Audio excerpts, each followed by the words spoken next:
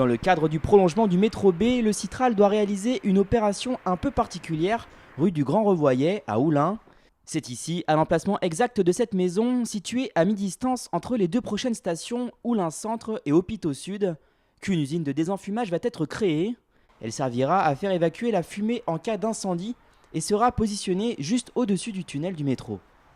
L'opération qui se trouve ici consiste à réaliser d'une part une cheminée pour extraire les fumées, une cheminée qui fera 25 mètres de profondeur sur un diamètre de 8 mètres, qui débouchera dans une espèce de boîte qui sera équipée d'énormes ventilateurs de 2,50 m de diamètre chacun, ce qui fait à peu près l'équivalent d'un réacteur d'avion. D'après le tracé des plans, cette parcelle était l'une des rares qui pouvait convenir pour l'implantation du projet.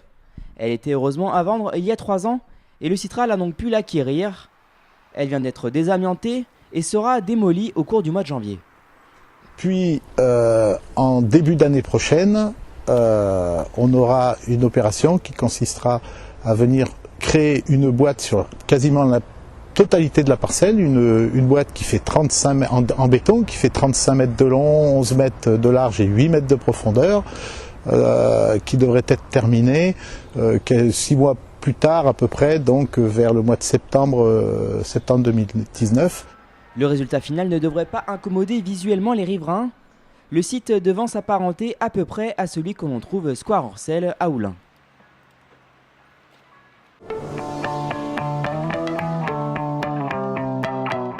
Le PDU, plan de déplacement urbain, a été approuvé le 8 décembre dernier par le conseil syndical du Citral pour la période 2017-2030, un document qui trace la route pour la politique de mobilité à venir de l'agglomération lyonnaise. Le plan de déplacement urbain s'intéresse à l'ensemble des modes de déplacement et pas que les transports collectifs.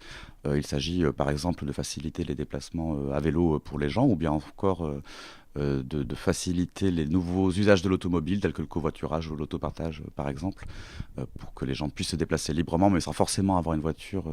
En outre, l'approbation du document signe le lancement d'un projet ambitieux de diminution de la pollution. Alors les objectifs sont une diminution de 85% des émissions d'oxyde d'azote à horizon 2030, de 60% des particules, des microparticules au même horizon, et puis une diminution des émissions de gaz à effet de serre d'environ 35%. Le PDU est un document public que chacun peut venir consulter au Citral ou sur le site internet citral.fr.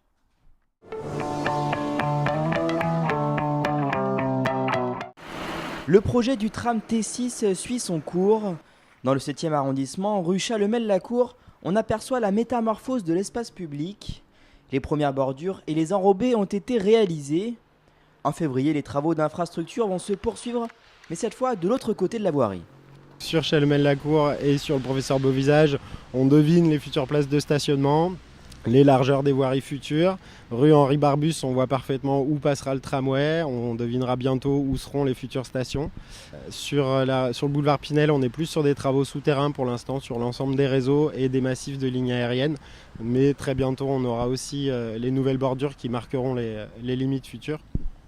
Et puis la prochaine étape, c'est aussi les démarrages des travaux d'infrastructure sur Pré-Sensé, en limite entre le 8e et Vénissieux, où là on démarrera travaux d'infrastructure et en parallèle, au nord de la rue Jean Sarrazin, on continuera nos travaux d'élargissement de l'espace public.